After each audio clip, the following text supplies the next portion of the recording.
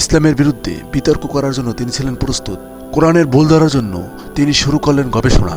তারপর কি হলো তার পরিণতি? কানাডার টরেডো বিশ্ববিদ্যালয়ের গণিত ও যুক্তিবিদ্যার প্রফেসর গ্যারি মিলার। সুদর্শন এই মানুষটি ছিল খ্রিস্ট ধর্মের একজন সুদর্শ প্রচারক। বাইবেলের উপর তার ছিল অগাধ বিশ্বাস। তিনি তাই ইসলামের পথপ্রদর্শক আহমেদ দিদারের সাথে তিনি বারবার বিতর্কে জড়িয়ে পড়েন। তিনি কোরআনের ভুল খুঁজতে শুরু করেন। তার বিশ্বাস ছিল যেহেতু কোরআন 1400 বছর আগে নাজিল হয়েছে, তাই অবশ্যই কোনো না কোনো ভুল কোরআনে রয়েছে। ব্যাকরণগত হোক আর অন্য কোনো ভুল হোক, অবশ্যই কোনো ভুল আছে। তিনি প্রথমে কোরআন রিসার্চ করা শুরু করলেন। তার মোটেও ধারণা ছিল না যে কি আছে তার ভাগ্যে। ত্রুটি খুঁজতে ডক্টর গ্যারি মিলার শুরু করলেন কোরআন অধ্যয়ন। আর শুরুতেই তিনি ধাক্কা খেলেন। পৃথিবীর কোনো লেখক 100 ভাগ নিশ্চিত করে বলতে পারবেন না যে তার কোনো বইতে কোনো ভুল নেই। অথচ কোরআন এমন একটি গ্রন্থ যেখানে প্রথমেই লেখা আছে এতে কোনো সন্দেহ নেই, অতএব কোনো ভুল নেই।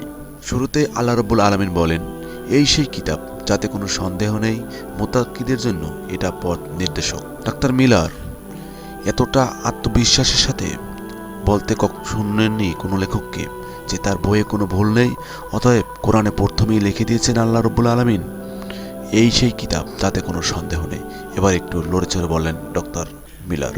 তিনি আরও দেখলেন কোরআনে ভুল খুঁজতে আসা লোকদের কোরআন নিজেই চ্যালেঞ্জ ছুড়ে দিচ্ছেন। আল্লাহ পাক রব্বুল আলামিন বলেন, তারা কি কোরআন নিয়ে চিন্তা করে না? এটা যদি আল্লাহ ব্যতীত অন্য কারো পক্ষ থেকে হতো তবে তারা অবশ্যই এতে কোনো না কোনো ভুল খুঁজে থাকত। ডাক্তার মিলার এবারও একটু নড়েচড়ে বসলেন। তিনি আর একটু গভীরে গেলেন। তিনি দেখলেন মহানবী সাল্লাল্লাহু আলাইহি সাল্লাম এর ব্যক্তিগত জীবন নিয়ে কোনো কথা কোরআনে লেখা নেই। তিনি চিন্তা করলেন, এটি যদি মহানবী সাল্লাল্লাহু আলাইহি সাল্লামের লেখা হয়ে থাকে তাহলে অবশ্যই তার কোনো ব্যক্তিগত কথা এই কিতাবে লেখা থাকবে। তিনি তার কোনো ব্যক্তিগত কথা খুঁজে পেলেন না। এছাড়াও আরও কিছু যুক্তি দেখে তিনি মানতে বাধ্য হলেন যে কোরআন মহানবী সাল্লাল্লাহু আলাইহি সাল্লামের ব্যক্তিগত কোনো লেখা নয়, এটি অবশ্যই আল্লাহ পাক রব্বুল আলামিন থেকে নাজিলকৃত। আরও একটা বিষয় তার নজর কাড়ল। আল্লাহ পাক রব্বুল আলামিন কোরআনে বলেন, বলুন আমি তোমাদের একটা বিষয় উপদেশ দিচ্ছি যে তোমরা আল্লাহর উদ্দেশ্যে দুজন দুজন করে দাঁড়াও অথবা একজন একজন করে দাঁড়াও। এরপর তোমরা চিন্তা করে দেখো তোমাদের সঙ্গী আধাও উন্নত নয়, সে তো আসন্ন কঠিন শাস্তি সম্পর্কে তোমাদের সতর্ককারী মাত্র। তিনি বিনা চিন্তায় মহানবী সাল্লাল্লাহু আলাইহি সাল্লামের কথা অনুসরণ করতে নিষেধ করেছেন। তারা চিন্তা করে দেখুক মহানবী সাল্লাল্লাহু আলাইহি সাল্লাম কি বলছেন, কেন বলছেন এবং তার এতে লাভ কি।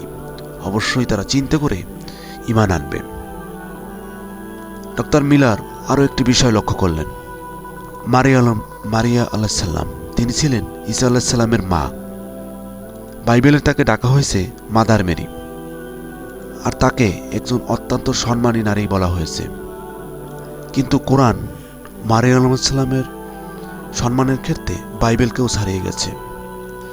কোরআনে মহানবী সাল্লাল্লাহু আলাইহি সাল্লামের মেয়ে ফাতেমার কথা ও তার স্ত্রী আয়েশা রাহমাতুল্লাহ আলাইহিস সালামের কথা কোরআনে একবারও উচ্চারিত হয়নি।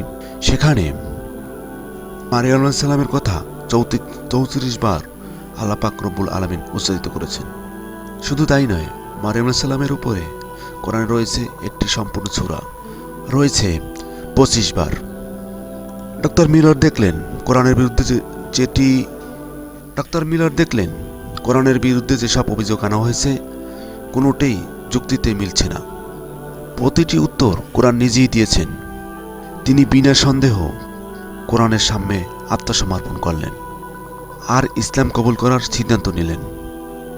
1978 সালে তিনি ইসলাম কবুল করলেন আর নিজের নাম পাল্টে রাখলেন আব্দুল আহাদ। এভাবেই যুগে যুগে যারা কোরআনকে চ্যালেঞ্জ করতে আসছেন তারাই শেষ পরিণতি কোরআনের সত্যতা পেয়ে মুসলমান হয়ে গেছেন। কোরআনে আল্লাহ পাক রব্বুল আলামিন বলেছেন, আমি আমার আয়াত বিশেষভাবে বর্ণনা করেছি জ্ঞানীদের জন্য। শিকদার টিভি, পলাশ।